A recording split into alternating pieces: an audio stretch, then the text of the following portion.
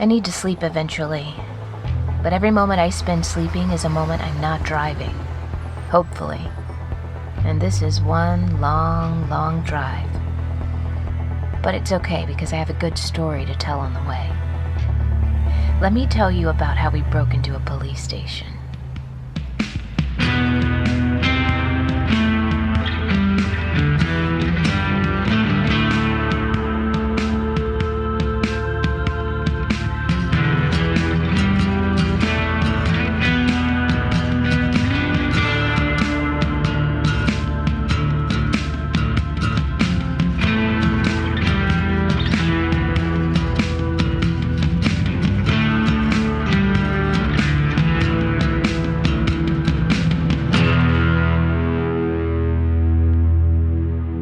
Alice Isn't Dead by Joseph Fink.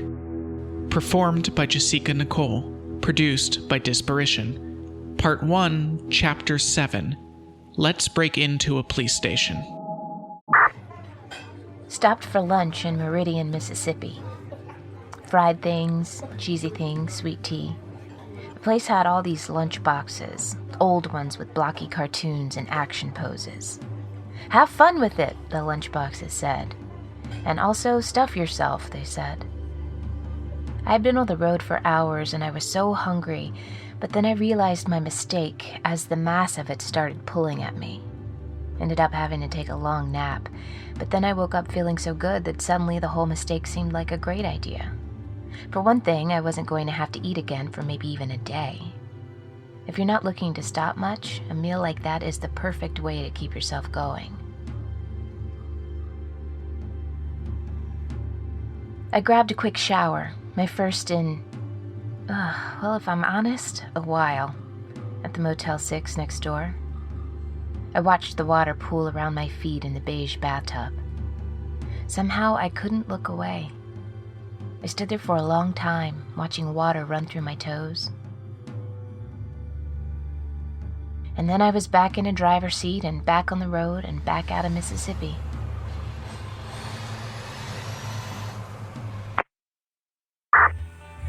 Sylvia and I were going to break into a police station in Savannah, Georgia so that we could find any evidence of what this Officer Campbell had been planning to tell her. It just wasn't clear how we were going to do it.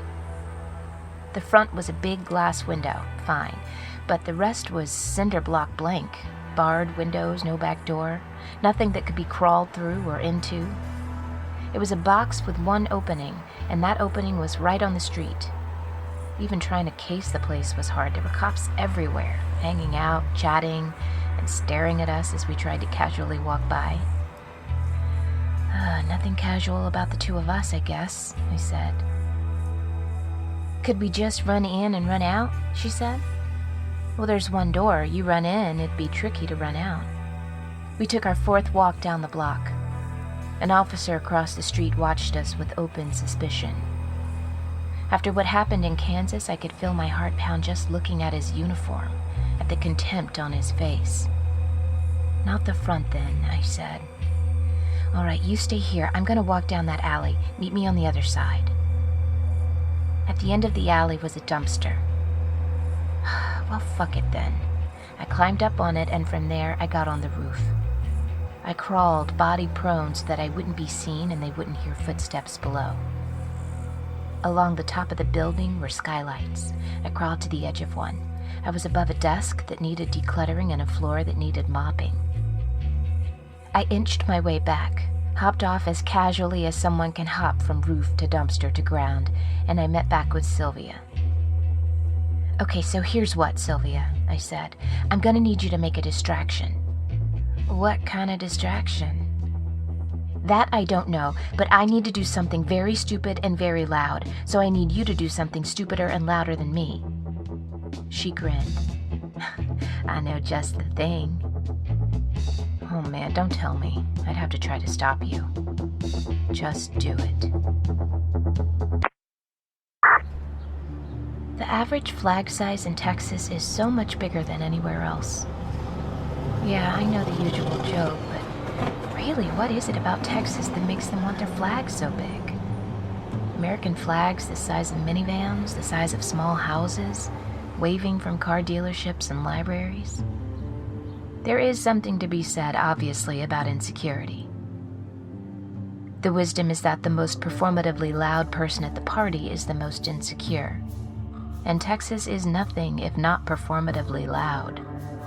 Their threats of secession, the bluster that permeates their politics, and of course these huge flags. And then you see the countryside of Texas, and maybe you understand a bit. Because it is beautiful, sure, but a lot of it is empty. Empty in a way that feels heavy. Like the big cities in Texas are just fronts to hide that it's mostly an empty state, with a population trying to be as loud as possible so no one will notice that all of them live tucked away in the east. All hail West Texas, right? I mean, most of this could be said about America as a whole, and probably should be, but I'm not in America right now. I'm in Texas.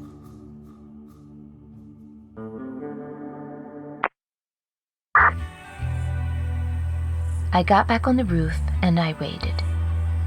I couldn't see anything crouched like I was, but if I couldn't tell when Sylvia's distraction happened, then the distraction wasn't big enough.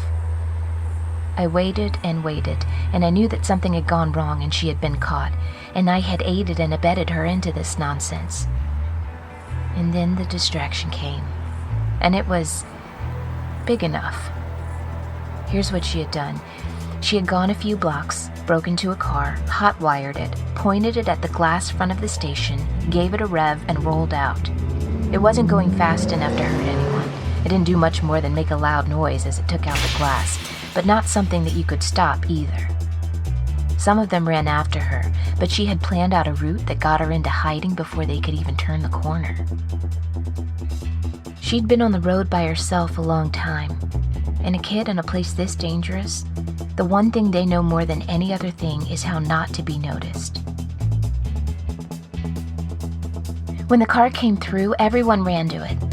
I started stomping until the skylight gave. The sound was so loud, but the car hadn't stopped moving. It was taking out desks now on its way to the receptions area's wall. I jumped down. There were 5 desks, and I wasted a good 30 seconds checking them until I found the one with Ben Campbell's nameplate. By that point, I had no time to look at what I was grabbing.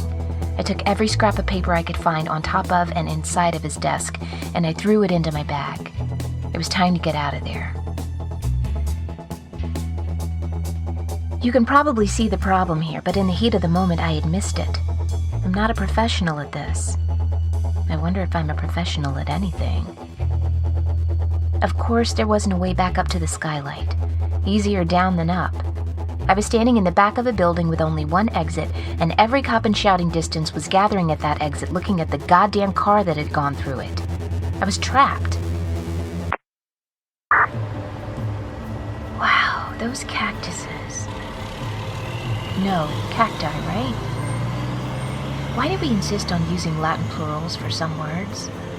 There are people who care so much about every jagged edge of this language. It's not cactuses, they'll say, it's cacti. But then they'll get angry about some new jagged edge poking up. Language is all jagged edge and mess. Let go of the old mess. Embrace the new mess. Anyway, the cactuses look like out of Looney Tunes. Perfect reverse tripods, bright green with thick visible spines. This whole landscape is like a painting, and I feel like I'm a detail in that painting. Desert landscape with truck in background. Artist unknown.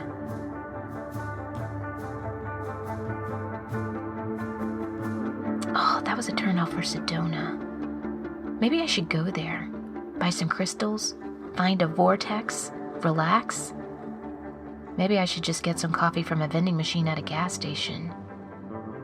There are choices in life, and I take some of them.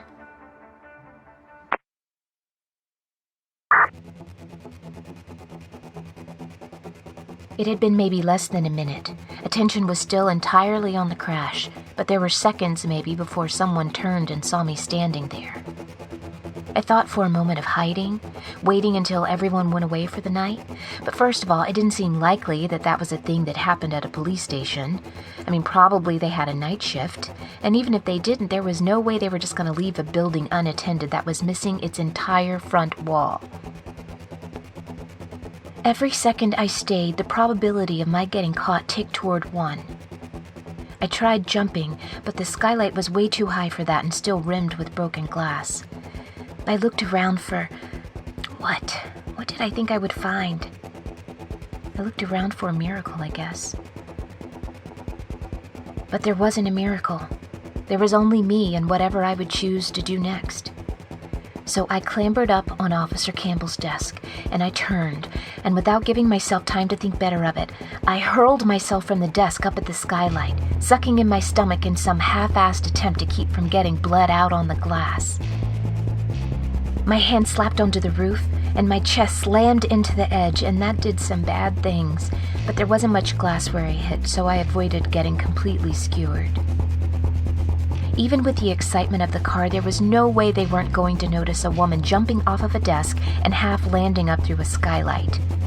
My chest was on fire, and my hands were rapidly sliding toward me, but I could hear the footsteps coming, I could hear the shouts, and I knew I was moments from a hand wrapped around my ankle.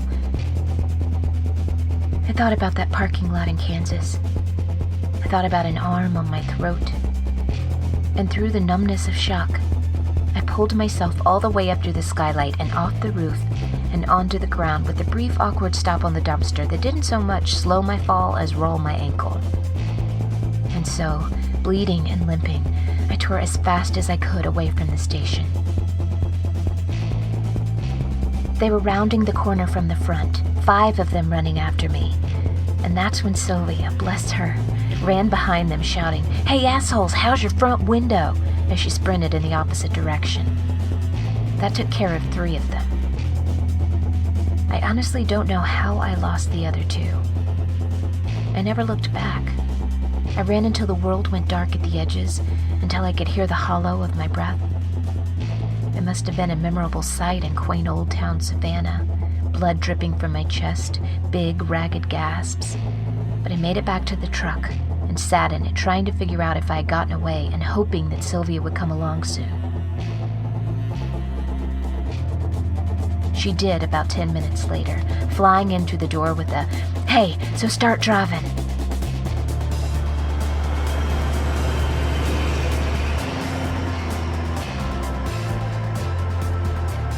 We were about a half hour out of town on the highway when we started laughing. Every time we glanced at each other, another wave would come. I laughed until there was no sound, only shaking, and then I had hiccups for the next 2 hours. And that's how we broke into a police station.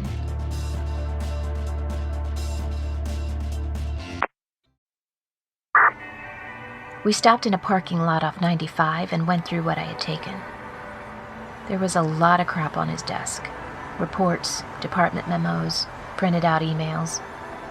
Because it became apparent that Ben was the type of person who printed out his emails in order to read them. Which would have been amazing luck if his emails had been about anything other than the dull minutiae of his job. Ticket quotas, reminders of policies, automatic emails to let him know that someone had responded to his comment on Huffington Post.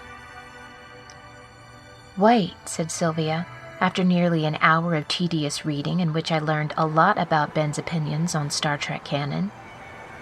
"Do any of these places seem important to you?" It was a handwritten list of cities, written on the back of one of the printed out emails. Everett, Kingston, Waco, there was a bunch of them. Most of them had been crossed out, but it was what was written at the top of the paper that tore at me. Brought out fresh grief I hadn't known was there. Vector H, it said at the top of the page. Just like you had written in your papers, Alice. "Yeah," I managed. "This is definitely something." Most of the town names were scribbled out, but one of them had been circled. "That's as good a next step as I think we're going to get," I said. "Okay, great. This is going to be a long drive," she said. Do you have an iPhone hookup in here or something? She laughed, but I didn't. I looked at her. She was so young and so fucking brave. She was so much braver than me. Smarter, too. Faster, stronger. By almost any measure, a better person. I knew what I had to do.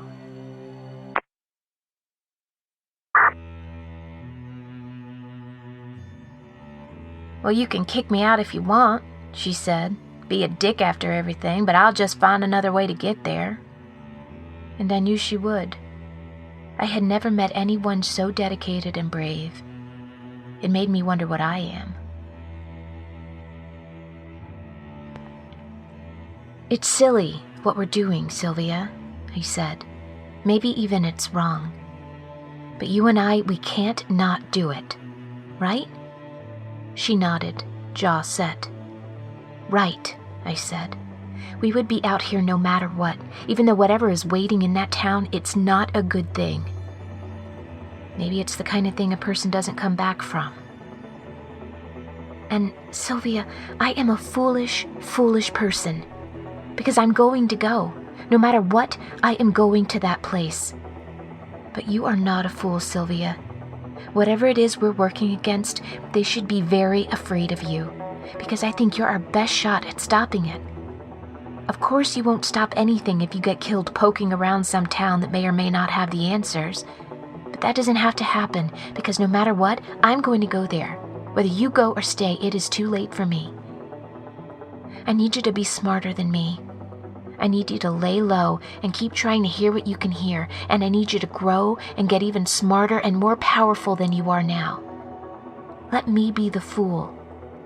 You be the one that lives. Whatever needs to be done in that place, I will fucking do it. I really will. And if I fail, then you will be right here, alive and ready. I didn't say please. I didn't try to touch her shoulder. Either she agreed with me or she didn't. She was old enough to know which. She glared at me. Her arms were crossed. Then she uncrossed them and pulled me into a hug. Okay, she said. Okay. She shook through our hug. Her tears soaked into the shoulder of my t-shirt. She let me book her a room for a few weeks at an extended stay America. I don't want to say where. I might have finally found a secret I need to keep from you, Alice. Well.